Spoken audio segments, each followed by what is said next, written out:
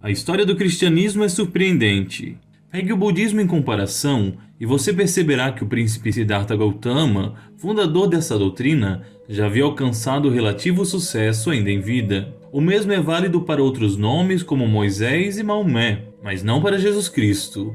Quando de sua morte, a doutrina cristã não era seguida senão por um punhado de homens pobres e desconhecidos, perseguidos por judeus e também por pagãos.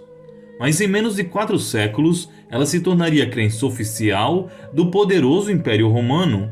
Sua rápida ascensão foi surpreendente, embora turbulenta e marcada por terríveis perseguições.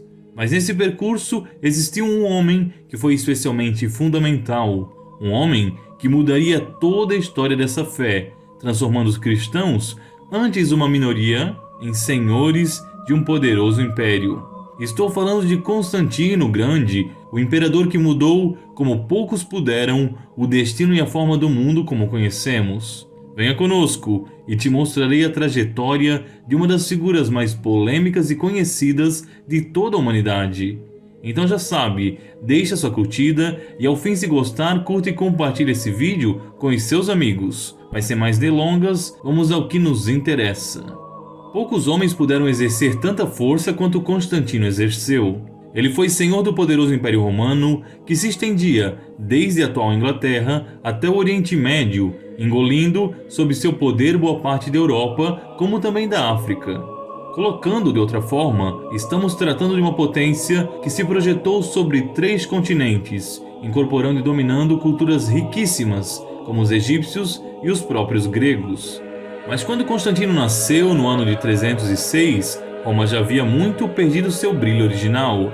Era uma terra bem diferente daquela vista nos tempos de Júlio César, Otávio Augusto ou até mesmo nos governos de Adriano e Marco Aurélio. Por toda parte, a corrupção e a burocracia pareciam sufocar o povo. Revoltas de legiões, disputas palacianas e uma profunda crise moral colaboravam para abalar as estruturas daquele povo outrora tão nobre e orgulhoso. Ainda assim, foram incontáveis os líderes que tentaram frear o declínio do império, empreendendo para isso as mais diversas reformas possíveis.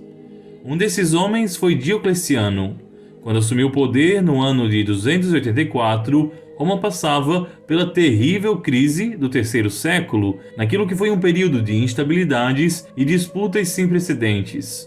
As revoltas partiam principalmente das províncias mais afastadas, que se rebelavam contra a autoridade central, ora proclamando, ora depondo comandantes. Fatores econômicos, invasões de bárbaros vindos do norte e a divisão social proporcionada pela ascensão da nova religião, o cristianismo, foram todos fatores marcantes nesses anos.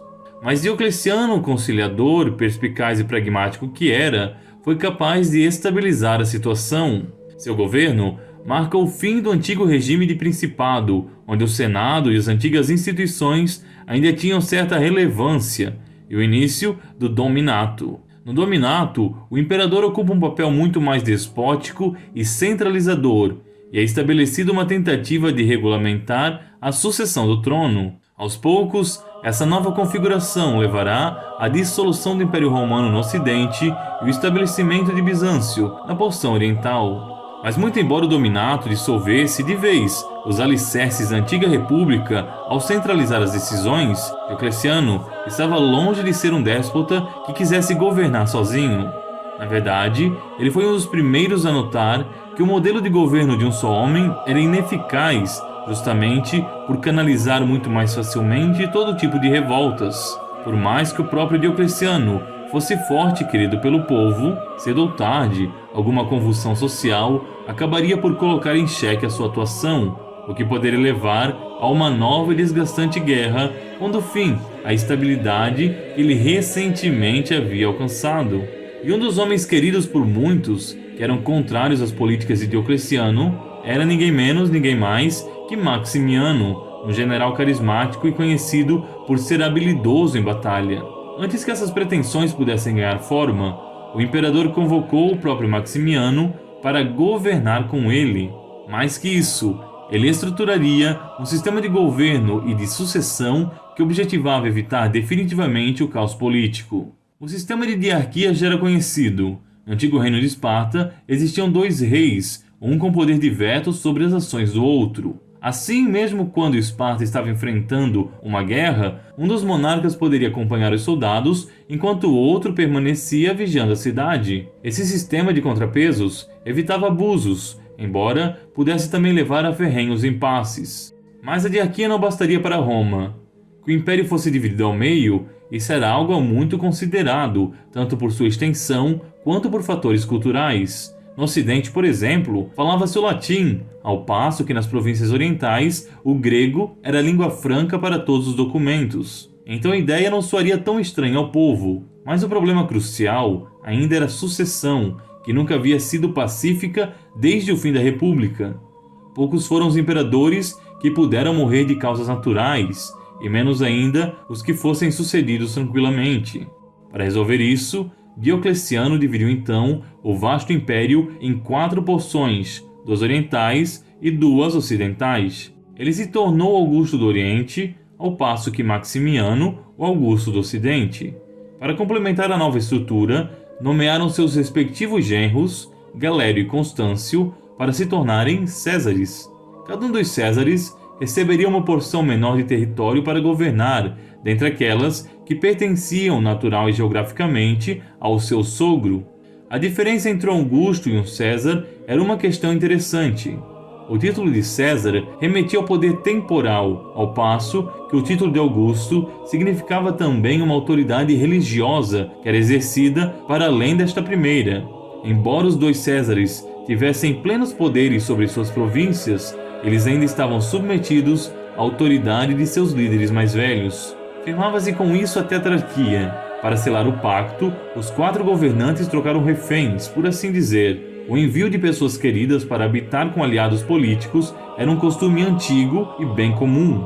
Com essas trocas, o filho de Constâncio, o jovem Constantino, foi enviado para a corte de Diocleciano, onde viveria como herdeiro presuntivo do seu pai. Nessa época, Constantino já começava a se destacar por suas virtudes humanas e por suas habilidades militares. Muitas foram as batalhas que enfrentou por Diocleciano, nas quais pôde consolidar sua experiência no comando de soldados. Experiência essa que viria a se mostrar uma das mais úteis características suas. Foi durante este mesmo período também que o futuro imperador teria aprofundado seu contato com a doutrina cristã. Sabe-se que sua mãe, Flávia Júlia Helena, mais tarde canonizada como Santa Helena, era membra da Igreja Primitiva. Muito do que se tem sobre a relação desses dois com a Igreja são apenas especulações. Embora o cristianismo já conquistasse cada vez mais as classes nobres, isso ainda era feito às escondidas e a palpadelas, dadas as perseguições cruéis que ainda ocorriam, promovidas pelas mãos do próprio Diocleciano. O provável é que Constantino tenha andado tanto entre cristãos quanto entre pagãos, absorvendo e balanceando essas duas fés tão distintas. Posteriormente, embora tenha legalizado e favorecido o cristianismo, ainda assim ele não deixou de respeitar aqueles que tinham fé nos antigos deuses romanos. O culto politeísta continuou permitido e foi ainda endossado durante muito tempo antes de finalmente desaparecer. Mas um tema recorrente de debates é qual comportamento teria tido o futuro imperador frente às perseguições à igreja que Diocleciano promovia. Tão ferrenhas foram essas que muitos historiadores acreditam que, se não fosse a ascensão de Constantino, o cristianismo poderia ter realmente desaparecido. Mas para o desespero de Diocleciano, a igreja se tornava cada vez mais poderosa e influente, sobretudo nas províncias de língua grega. Se é verdade que Constantino já fosse um criptocristão, isso deve ter proporcionado a ele contatos influentes entre as fileiras da igreja e o colocado ainda mais perto da sucessão ao trono.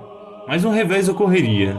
No ano de 305, Diocleciano resolveu se aposentar. Ele queria sim dar o exemplo da sucessão pacífica e trazer mais estabilidade ao sistema que criara. Para garantir que tudo iria bem, ainda convenceu, ou forçou, como preferem alguns, Maximiano a fazer o mesmo. Com isso, e como já se esperava, Constâncio e Galério se tornaram augustos em seus lugares. Novos Césares deveriam ser nomeados e todos esperavam que Constâncio elegesse o seu filho. Além de ser amado pelas tropas e um rapaz promissor, a escolha de Constantino garantiria que a sucessão ainda mantivesse a linhagem familiar. mas tramas políticas nos bastidores levaram a uma amarga decisão. No Ocidente foi eleito Valério Severo, no Oriente, Maximino Daia. Eram dois amigos de Galério, o que colocava um profundo desequilíbrio nos 4 pilares da tetrarquia. É impossível mensurar a revolta de Constantino, que deve ter transparecido entre a elite. Mas isso em nada freou seus planos pelo poder. Ele continuava a participar de campanhas onde adquiria cada vez mais o amor das tropas e o protagonismo no cenário político, o que também despertava o receio dos novos tetrarcas. Mas impedi-lo de seguir sua carreira, enquanto esta não fosse abertamente conspiratória, seria o mesmo que romper com a ordem e declarar uma nova guerra civil. E isso era algo que nenhum dos poderosos, nem mesmo o aposentado Diocleciano, desejava. Constantino foi crescendo à sombra de seu pai e dos soldados que lhe serviam, intocável por aqueles que detinham poder. Mas o confronto inevitável não deixaria de ocorrer. Enquanto ele e seu pai estavam em campanha na província da Bretanha, o já velho e doente Constâncio veio a falecer, não sem antes pedir que seu filho lutasse pelo poder. Sabendo então que seria arriscado retornar de mãos vazias, agora que seu pai já não era mais um dos 4 imperadores, Constantino permitiu que as tropas o aclamassem Augusto, quebrando o recente e fraco sistema vigente de nomeação. Ao agir assim, Constantino não só usurpava o direito de Severo de escolher o seu sucessor, como também tomava para si o título mais elevado de Augusto. As atitudes de Constantino quase colocaram o império novamente em guerra. Para apaziguar as coisas, Galério aceitou as pretensões do jovem, desde que ele fosse apenas o César, deixando o posto maior para Flávio Severo. Para efeitos de manter a normalidade, era como se Severo ocupasse seu lugar de direito e elegesse, forçosamente, Constantino como herdeiro. Essa paz duraria bem pouco. Outro pretenso sucessor ao trono, Maxêncio, que era filho daquele mesmo Maxiliano que havia sido Augusto ao lado de Diocleciano, iniciou uma revolta em Roma, com o apoio das tropas pretorianas e do próprio pai, também aposentado do poder. Isso era realmente grave. Ao apoiar o filho, Maxiliano na prática saía da aposentadoria imposta por Diocleciano. Não demoraria para o outro imperador aposentado também sentir a necessidade de agir a fim de estabelecer a paz. Diante da insurgência de Maxêncio, o novo Augusto do Ocidente, Severo, teve então que marchar para combater os usurpadores. Ele sofreria uma derrota humilhante que acabaria com sua prisão e posterior execução. Coube a Galério marchar do Oriente para enfrentar Maxêncio, não sem antes manchar mais ainda o Império com sangue de uma guerra civil. Mas mesmo Galério não conseguiu deter a revolta. Diante então da possibilidade de ver o seu antigo colega novamente ao poder, ou de ter sua tão custosa paz enfiada no lixo, Diocleciano convocou todos os pretendentes ao trono para uma grande conciliação. Após o acordo entre os envolvidos, foi determinado que Maxêncio e seu pai abririam mão de suas pretensões ao poder. Maximino Daia, que permanecia como César no Oriente, e Galério, que ainda era Augusto, continuariam nos seus lugares. No Ocidente, Constantino ainda seria o César e Licínio, um amigo de Galério, se tornaria o novo Augusto. Mas esses eventos não seriam esquecidos tão facilmente, nem a confiança na tetrarquia restaurada. O grande acordo firmado pelo restabelecimento de uma ordem era apenas o respiro, o último respiro de uma Roma pagã, antes de atravessar a sua maior revolução. Os cristãos continuariam a crescer dia após dia, juntamente com o poder de Constantino. Muito em breve, ele se consolidaria como o grande senhor de todo o império, provavelmente um dos últimos líderes realmente poderosos e influentes que Roma teve. O confronto final da tetrarquia se aproximava, e no centro dele estariam muito em breve os seguidores daquele profeta, antes tão achincalhado e perseguido, que nascera no interior da Palestina. Mas isso, meus caros, é tema para um outro vídeo. E se você gostou desse, curta e compartilhe com seus amigos. Até mais, se Deus quiser.